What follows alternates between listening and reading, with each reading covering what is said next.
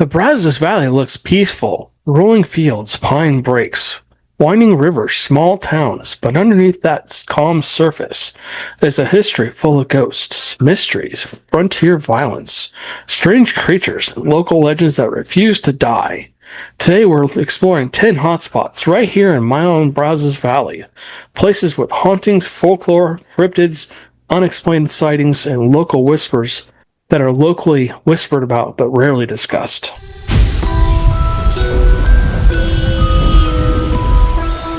So we're going to get back into hauntings just for a few minutes. This is actually going to cover everything. We're going to cover hauntings, we're going to cover Bigfoot, ghosts, UFOs, and other cryptid creatures I've never heard about. So in this podcast, we're going to be talking about all that. So let's start with the LaSalle Hotel. This is a haunted hotel, actually just literally like a mile from my house. We live really close to downtown Bryan here in Texas. So this is going to center around my area in Texas. When we left Orange County, I was sad because I was like, okay, there are no haunted places, or there's not going to be a lot of paranormal activity where we're moving to. I missed Black Star Canyon and San Juan Capistrano and going to LA and San Diego and investigating those places. But I had no idea how paranormally active my area that we just moved into is about 6 years ago, including whatever's going on in my backyard in the forest behind my house. So, yeah, we'll get into that in future investigations. And yes, we will be doing investigations soon. You guys will start getting your investigations probably once a week once I get done filming. I'm going to get a little bit ahead, so in case something happens, But anyways, a lot of these places we're going to basically be investigating, Amanda and I. We're going to plan a trip to the LaSalle Hotel. That's going to be our first location. Let me just read the rest of these to you. Historical Downtown Bryan has old saloon stories and tunnels, which I've been into a few of them. Boonville, Texas. Now, this is just up the road from downtown historical Bryan. It actually was the original town here before Bryan kind of took over, and there's a lot of history in there. Unfortunately, it's now just kind of like a caged-in park, basically a historical town, old ghost town that you can go to. And it's supposed to be extremely haunted. I guess there's a cemetery out there, and we'll get into that. The Boonville River Bottoms, Bigfoot and Dogman sightings. I've been exploring this quite a bit lately, so we'll talk about that. Traditions Golf area, shadowy figure and woods activity. So we'll get into this a little bit more. Lake Bryan, UFO sightings and night creatures. So we'll get into that as well. Lick Creek Park. This is in downtown College Station. Spirits and cryptid activity. And yeah, definitely want to talk about that. Old Texas Speedway, abandoned and haunted. Okay, we'll get into that. Navasota River Corridor, Bigfoot and Dogman reports. And you're hearing, yeah. And then Old Hearn Road, Wixon to Bryan, ghostly hitchhiker and lights. Okay, so let's talk about these. So let's start back up with the LaSalle Hotel. I've talked about the LaSalle many times. I actually helped do the ghost tours in downtown Bryan for a while until I became too busy and wasn't able to do it anymore. Unfortunately, I was busy with you guys doing the podcast and other things, but I also had to work. So I wasn't able to continue on with that, unfortunately. This hotel has had just so many tragedies, even when it was being built. And they just had all kinds of bad things happen. So there's an apparition known as Fred. He supposedly haunts the hotel. He's a former owner. One of the hotel owners actually was on top of the roof back in the day. There actually was power lines that went across. The power lines went across the top of the roof about 15 feet up, 10, 15 feet up or something like that. And the story goes, and I'm not going to say this is the actual story, but this is a story told to me by a witness who was actually there. He actually worked for the LaSalle. I don't know if he still does. He was a bartender, and he was up helping the owner. And they had to take measurements for insurance purposes. They didn't know how wide the building was from one side to the other, one side to the other. So they had a big old metal tape measure, and I don't know if you've ever seen them. They basically those big wind-up tape measures probably 100 feet. So they're big. And he had in his hand. And down here in Bryan, it gets windy. It gets really windy just out of nowhere. We get a lot of storms and stuff that blow through. And before the storms blow through, we get heavy, heavy winds. 30, 40, 50, 60 mile an hour gusts come through sometimes. So long story short, he was pulling the tape measure out, and he had it in his hand, and he had the other guy standing on the side with a little tip of the measuring tape holding it to the wall. He was walking across the roof right below the power line, and the story goes that basically the wind caught it and blew it up into the power line. And these old measuring tapes were actually metal. They weren't like cotton or cloth like they are now. And supposedly that end went up and hit the power line and came down. He was on the other edge of the roof at this point in time and essentially zapped him. And supposedly that caused him to have a heart attack, and he fell to his death 5 stories below. Now, what I understand from the people that work there is he actually had a heart attack right before the wire hit the actual power line, and he fell. He had already passed away before he died. But he loved that hotel. He just loved being there and stuff like that. Supposedly he's still a prankster. Supposedly he still haunts things. Supposedly he still also is very helpful. And a lot of the people that work there quit because he was, they were afraid of him, unfortunately. They were afraid of the activity. But one of the managers there told me lots of stories about stuff that he used to do. She would bury coins and ask him if he could move them. She'd bury them in the little potted plants, and she'd find them in other places, supposedly. A printer would come on and just start printing papers for no reason. They would see things move, a lot of guest reports, shadowy figures, footsteps in the middle of the night, and stuff like that. And apparitions. They actually have seen him. And then if you go down below into the basement, workers who used to work there while they were building the hotel essentially had their tools moved around and stacked against the wall. And then they've also heard, basically they've heard like voices coming from the other room. And then when the speakeasy is open, I don't know if they just remodeled the hotel, unfortunately. Maybe for a good thing. It's probably a good thing that they did it. I heard it was in disrepair. But anyways, they fixed up the hotel. It's supposed to be beautiful inside now, so it's definitely worth going out and checking out if you like the paranormal. Go stay at the LaSalle Hotel here in Bryan. It's beautiful. The downtown Bryan area is also very haunted. We'll get into that in just a second. Anyways, so they hear voices coming from another room. Things move inside the speakeasy. I've actually talked to the owner of the speakeasy, and he had a lot of stories to tell. So if you ever get a chance to go down there, if you're over 21 and you get a chance to go down there, go check out the basement. And if you're able to get into the speakeasy, go talk with the owners and see what they have to say. Also, there's supposedly a woman who was in the bathroom. One of the owners was closing up one night and was just checking downstairs in the basement to make sure that nobody got left behind.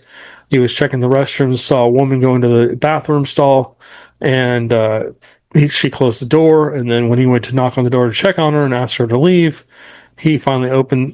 He said she came running out, went past him, went to the back door, and disappeared. She never actually opened the door. She just disappeared at the back door. So that's pretty cool. Cool ghost story there. All right. So let's continue on with historical downtown Bryan. Now, I used to be able to do the ghost tours down there. There's a lot of old reports of apparitions and stuff like that. So there was an old deputy that actually, unfortunately, was stabbed to death right in front of the Murphy's Law down there. And he was on duty one night, and they used to carry a billy club. I don't know if they carried gun. This is back in the 40s, I think. So they weren't. I don't know if they were carrying pistols or not, but they used to enforce the law with an old billy club, right? Just a short one, not like the big batons you see them carrying today, but a billy club. So this gentleman, I'm not going to tell his name, comes walking out of a bar, and he's been known to cause problems, and he's drunk and whatever else. And he essentially came walking out and decided that he was going to cause a problem. And so The deputy went over there and told him to, keep it down and basically keep the peace and whatever else. And he smacks him on top side of the head with the little bully club. And that really pissed this gentleman off. And unbeknownst to the deputy, he had a knife in his pocket, pulled out the knife and stabbed him. And unfortunately, the officer didn't actually die on the concrete there. He actually ended up dying back in the at a residence in downtown Bryan, but he is said to haunt that area. The old theater down there, the one I'm not going to mention names because I don't want to get in trouble with downtown. I do live there around here. I don't want to get into too much trouble. But anyways, the old theater, you'll notice it basically doesn't have a roof or anything like that, but it's still used as a theater. It's been refurbished and stuff like that. There was a janitor working there one night, and essentially he was out there and cleaning, and he kept hearing a voice. And this voice kept saying, "You need to leave. You got to go." And the story goes, I've heard many different renditions. I've read many renditions also online. Story goes that he was in there for about an hour cleaning, and whatever this was just would not leave him alone. He felt uncomfortable and finally got to the point where he just left. And the story goes that there's one story that says a few minutes after he left, the building actually collapsed. The roof caved in from the building. And there's another rendition that goes, it was 2 or 3 hours later that it actually caved in. So whatever version you like is great. So yeah, I don't know which one it was, but it's crazy that a ghost actually helped him and told him, "Hey, you need to go. You shouldn't be in here. This is about to collapse. You need to go." Got him out to safety, and before everything collapsed in, and so nobody actually perished. If you follow my investigations over the years, we've been doing this so long. We've been through so many theaters. Theaters tend to hold a lot of paranormal activity. There's just so much energy and all this other stuff that goes into theaters. I mean, almost every theater I've ever been called to, we've actually been able to prove, not that it's haunted, but there was paranormal activity going on at the location, and that there were entities there that were still enjoying the theaters. Unfortunately, a lot of the time it was through suicides. The theater across the way from the theater I was just talking about, again, I will not mention any names or anything like that or locations, was used as a morgue at some point, and during the 40s and 50s, basically, and I'm not going to get into the story too much because I don't want to get myself in trouble. I know the Historical Society doesn't really like it when you talk negatively about that, and I'm not trying to put this in any positive, any negative way.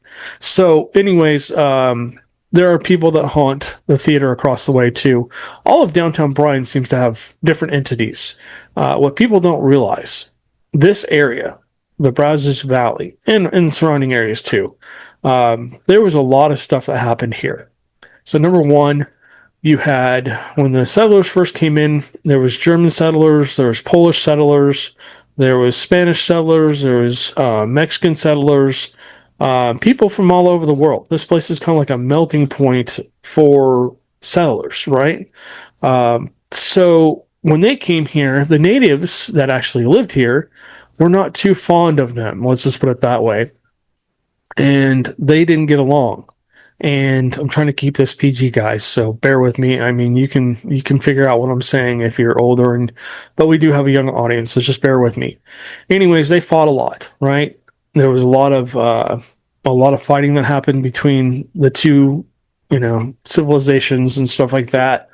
And so a lot of bad things happened out here. And then also downtown Bryan, mainly with saloons, believe it or not. It's not a small town. It's a pretty good sized town.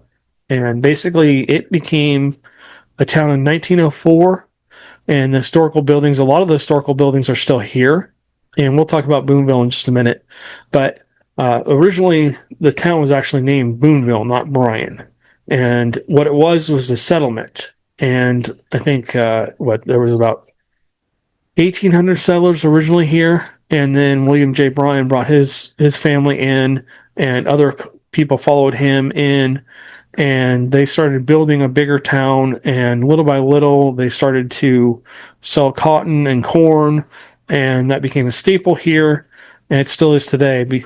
And so what happened was, as they developed farms and created plantations and all this stuff, they pushed the Indians out, the Native Americans out, and eventually the settlers won. Unfortunately, they couldn't just kind of, whatever you want to call it. I don't want to be disrespectful to either group. Anyway, so once that settlement got big enough, everything kind of calmed down, if you will. And then the railroad came through in 1904. When that happened, the whole town of Bryan basically boomed, right? It went from about 1,800 people to about 60,000 in about 10 years. So it just massively grew. Plantations popped up everywhere. And unfortunately, there were people that were not treated very well. Slaves and stuff were a big thing out here, and so you have that energy as well from out here. There's just a lot of things that happened in the Brazos Valley, and of course around all over Texas and other states too, but especially we're just focusing on the Brazos Valley.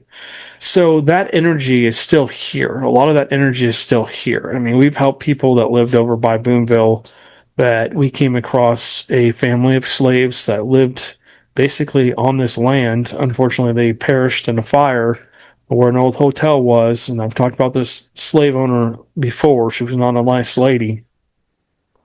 But anyways, their structure, the hotel, all these people perished in a fire. And actually was able to do research and find out that the fire was actually a real thing. It really happened. So they were basically living on, working on a plantation and stuff like that. So anyways, this whole area, I just want to give you guys kind of a rundown of why this area is so haunted. It seems like downtown Bryan is like the Mecca.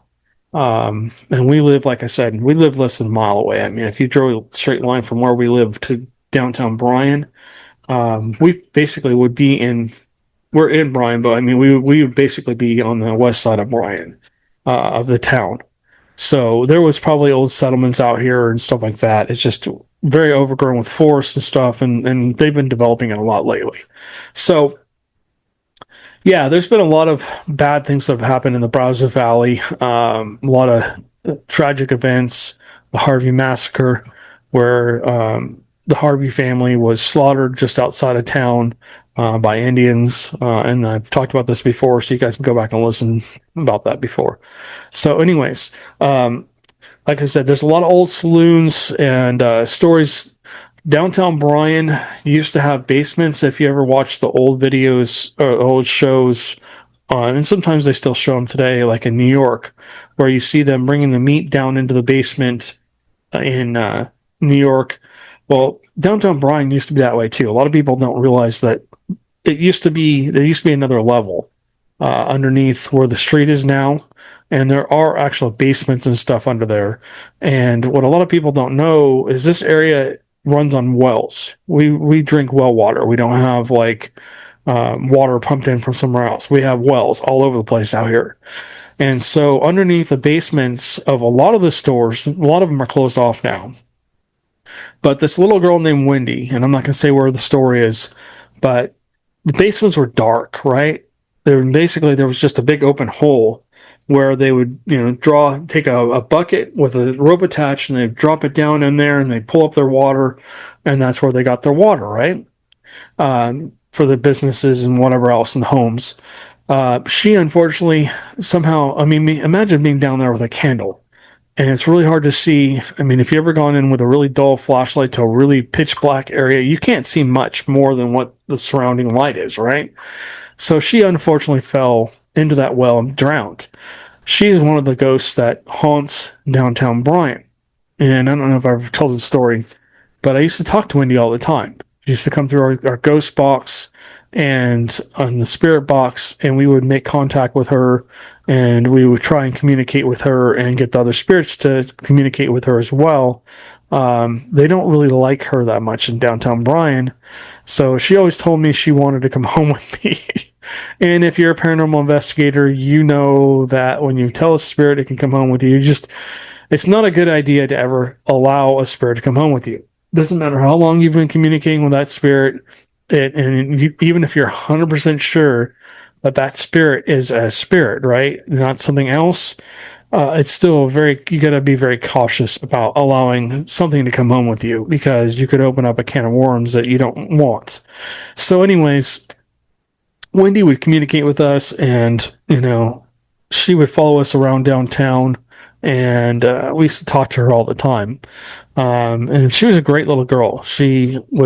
I was coming home one night, I got in my car, and I had just cleared myself. And if you've never heard me say this, when you're done with an investigation, or even if you just go somewhere that's supposedly haunted, maybe you spend the night in a haunted hotel, when you get in your car, you get your first stop light, first stop sign, whatever, first stop, you always want to clear yourself. If there's anything with me, you can't go home with me. You need to go back to where you came from. And then when you get to halfway home, same thing. When you get home, you just want to clear yourself again. You don't ever say it in anger. You just want to say very strictly, if there's anything with me, you can't go home with me, right? So I was doing that, and then on my satellite radio, this little girl's voice comes through, and it says, "Go home?" And I'm like, "No, Wendy, you're not going with me." I upset her, unfortunately, and after that, I didn't really have much communication with her, but I've heard that she does get communicated with a lot. There's a lot of little spirits, kid spirits in downtown Bryan that communicate with people. They're very playful and very, fun to communicate with. But there's a lot of paranormal. We came across, 40 or 50 spirits in downtown Bryan. There's an old priest. If you're walking down not Main Street, but the road next to it, there's a plaque on the wall across from the LaSalle Hotel, and there's a priest name there, and he does communicate with us. He's very strong. He's very protective of that area, and he's a really cool spirit. I forget his name. Anyways, I could talk about Bryan all night long.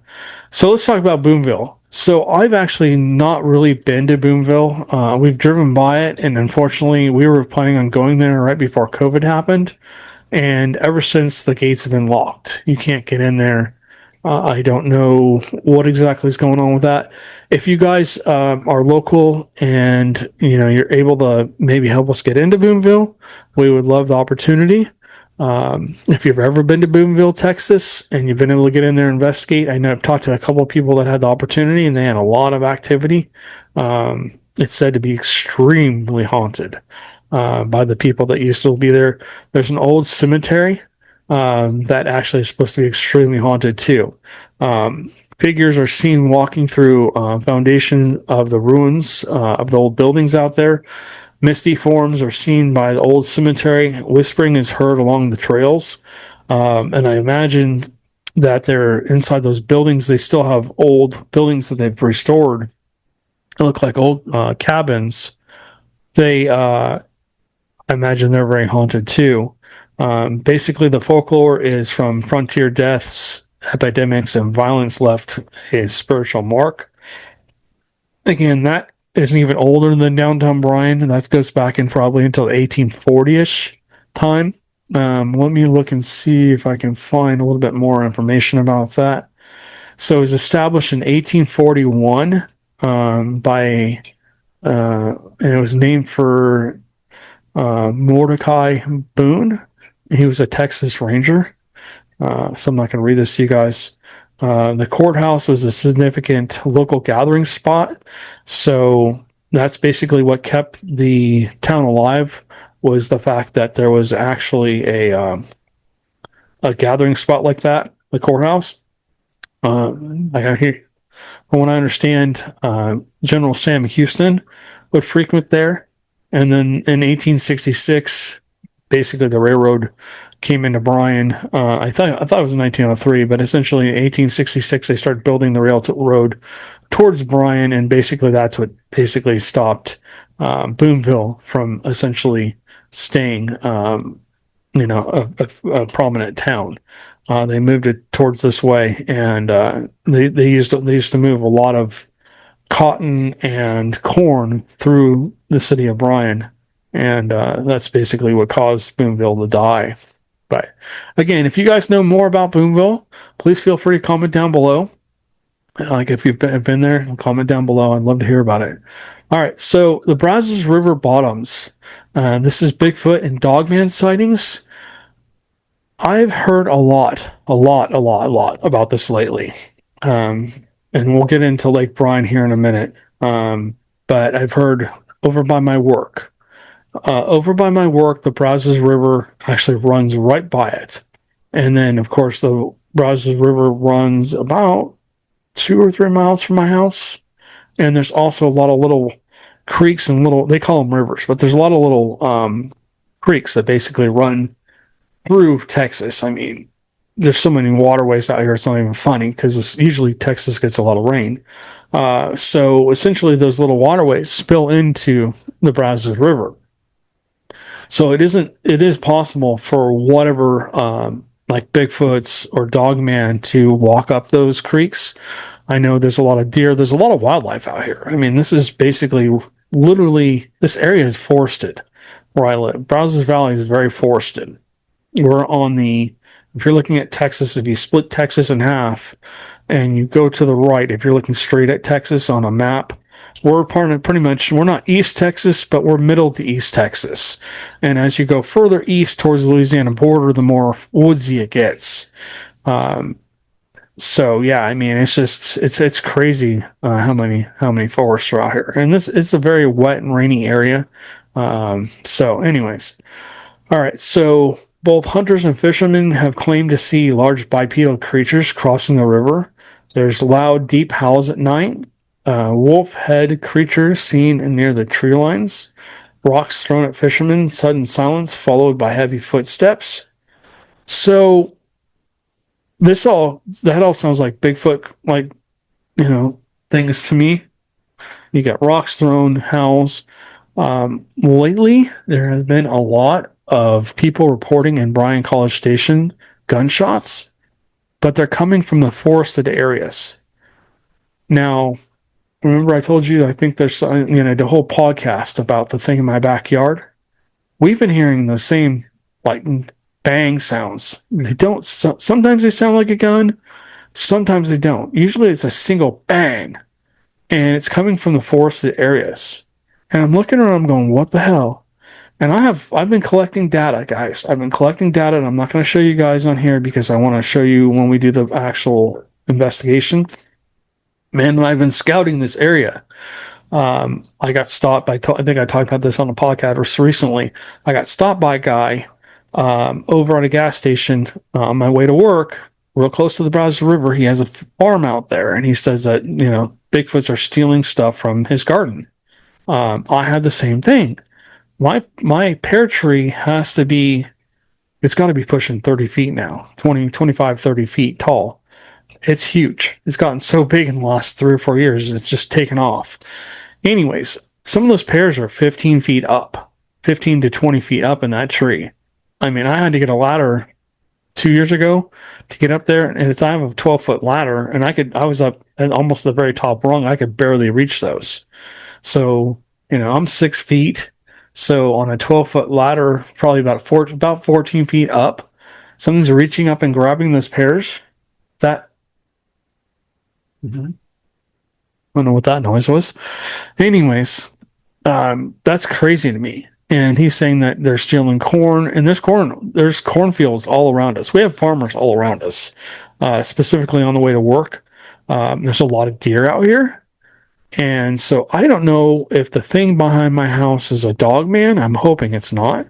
I've heard a lot of reports over at Lake Bryan about dogman. People are reporting dogman over there.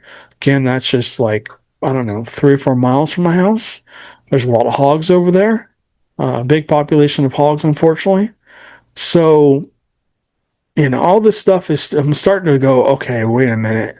It's like we're in, and then of course UFOs. There's a lot of UFOs reported in this area. I've seen a lot of strange things in this area. driving home and stuff like that. And a lot of people actually have been at my work, and even the crews, because I work with the railroad. A lot of the crews are now coming in reporting stuff to me as well, and I don't want to get into that too much, but they're seeing strange lights in the sky. They're seeing possible Bigfoots, stuff like that, coming through these areas. Um, so it's very possible that Dogman and Bigfoot are in this area. They've been reported. They talk about the Texas Triangle. We're not quite in the Texas Triangle, but I would imagine that they're down this area too, because we're very woodsy. And as you get further to the east of Texas, they're spotted more over there. So, all right. So let's talk about this. So this transition golf area. This is not very far from my house either. Shadow figures and woods activity. So the local joggers and hikers are reporting tall, shadowy figures moving through the forest and trees. Now, when Bigfoot moves through the trees, I mean, if you've ever seen the tree lines at night and there's any light at all, let's just say there's moonlight out, they look like a shadowy figure. A Bigfoot does, because there's a lot of the times they have darker fur, and so all you're seeing is their silhouettes. So it's very possible that they could possibly, and again, I mean, a Dogman would look like that too. Like I said, there's a lot of wooded areas still in Bryan and College Station. We're surrounded by woods, and then farms, of course, too. But a lot of downtown Bryan still has woodsy areas. So let's see, something pacing in the woods, eye shine at unusual heights. And I know the eye shine behind my house, those eyes are size of baseballs. I mean, they're not small. I can see how big they are. I remember at Joe's, that's what taught me the eye shine, because we would see them literally like blink. You could see them blink their eyes, and their eyes are out here. They're, my eyes are what, 3-4 inches apart. These things are, 8, 10, 12 inches apart, and they're not low. I've gone and measured the areas they're at. They're at 12 feet or taller, some of them. I've gone and stood in the areas where I saw these things during the day, using the camera to kind of gauge the height. I'm 6'2", and these things are 2 feet taller than me. I mean, these things come across behind my fence are 2-3 feet above my fence, and the fence is basically down at the bottom of a 6-foot berm, so that we can basically see right over the berm, over the fence line, where we have the overflow area. And that's why I've been seeing all those things. They come to the edge of the woods. They don't come out of the woods usually, but they do come to the edge of the woods. So, very interesting that they're seeing that over there. That's, like I said, that's not very far from my house. And again, I've told you guys, I think that they use creeks and stuff like that as highways. And there is a creek right behind my house. I mean, literally where I'm seeing this. And imagine that these people that are hiking, again, there's a lot of creeks, there's a lake over there, and stuff like that. I've not actually been into this area. I want to get over there. They're doing a lot of construction, so I don't know what the rules are for hiking over there after dark. I know there's a camping area, so I would be very interested to go check this out, and we may do a Bigfoot episode on this, where I actually go investigate, and we'll take you guys with us. So getting into Lake Bryan, the UFO lights and night creatures. Again, they're talking more about Bigfoots and Dogman. But I have seen things over there. I have a friend that actually owns property over by that area. She lives over by the farmland just outside of where that is, and she's seen UFOs over there as well. I drive up in that area to come and go for work, and I've seen things I can't explain. I was driving home one night, and it was towards the Lake Bryan area, but not. I thought it was just a plane flying in that area, right?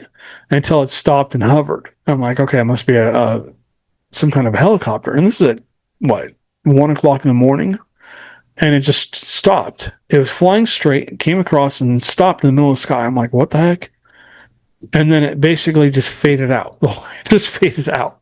So I was like, okay, that's really strange. I have no explanation for that. I don't know what that was. At this point, I can call it a UFO because I can't put any other name to it at this point. I don't think any plane would stop and then turn its lights out. I don't think a helicopter would stop and turn its lights out. And for my skeptics, I know you're thinking, okay, well, maybe it just turned in a way you could see the lights, but it never showed back up. I watched it for an hour. It just never showed back up.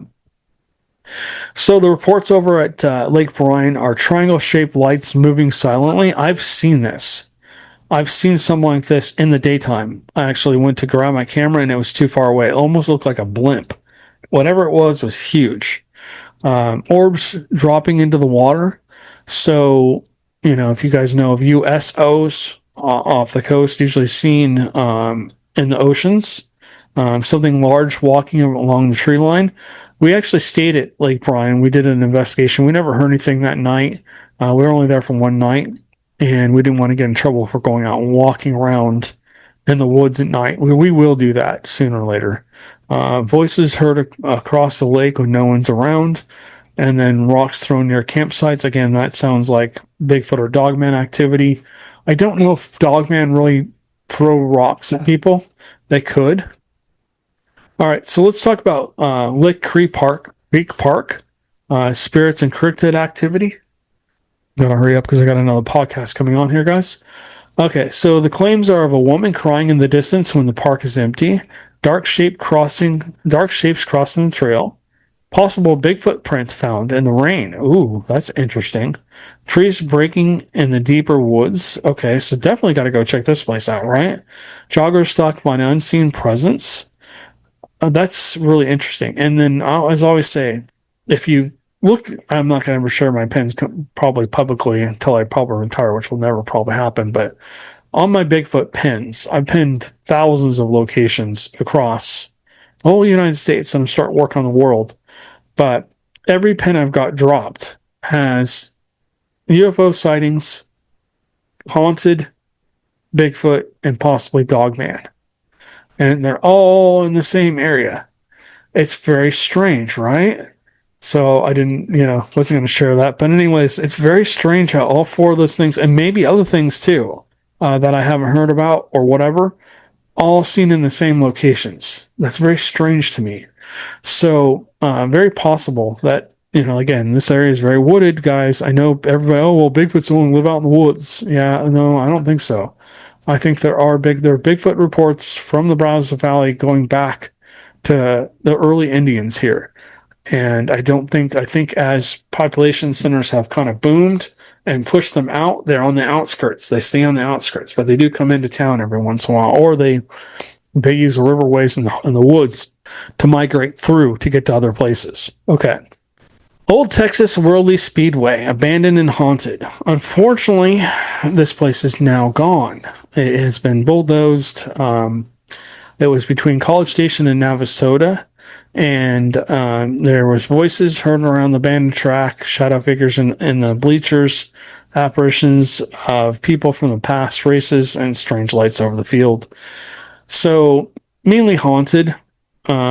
But I would imagine that basically this had a lot of residual activity.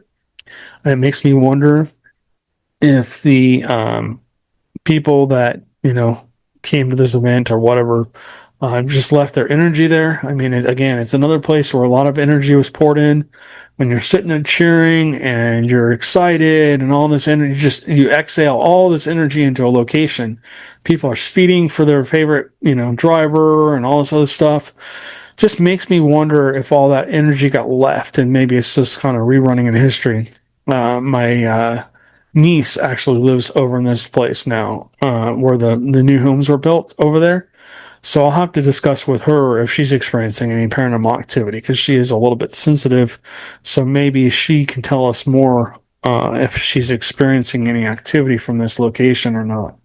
So if you guys live over there where the old Speedway was, let us know. Comment down below. I'd love to hear if you're experiencing any paranormal activity. All right, so the Navasota River Corridor. They're experiencing Bigfoot and Dogman. Again, this is in the south of Brazos Valley. They're reporting huge bipedal creatures spotted near the river crossings. Growls and screams not matching local wildlife. Fresh tree breaks. Hunters reporting a wolf standing on its two legs. So that's a description of what they call dogman. And if you don't know what a dogman is, can be a bipedal, well, it looks like a werewolf, except for it doesn't have paws, has fingers like humans, and they usually have sharp fingernails. They are said to be basically they are said to hunt humans supposedly. Again, that could go into your missing 411 reports. I think a lot of those reports, are misidentified, but I don't really think Bigfoot are taking all those people. I think it's other things happening too. I think people are being murdered up there, and other things are happening besides Bigfoot just taking everybody. Anyways, so basically it connects to the Sam Houston National Forest, which is a major Bigfoot and Dogman region. Okay, so we've talked about the Sam Houston National Forest many times. We will be doing another investigation there, hopefully shortly, depending on the weather. I'm thinking probably next year we're going to start filming again. I'm in the process of scouting locations, which takes a dang lot of time, unfortunately, especially the area behind my house. You don't just go, a lot of people just go out to the forest and start doing screams and howls and tree knocks and expect to, experience something. That's not how Bigfooting works. When you go Bigfooting, you have to look for the reports. You have to find reports of old sightings, old places where people were hearing tree knocks, people reporting screams and howls. You have to look into it. You have to do your research. And then you have to go into these areas and see if there's any new activity. You have to go out there and camp yourself. You have to go out there at night and just sit and listen and try and experience it for yourself.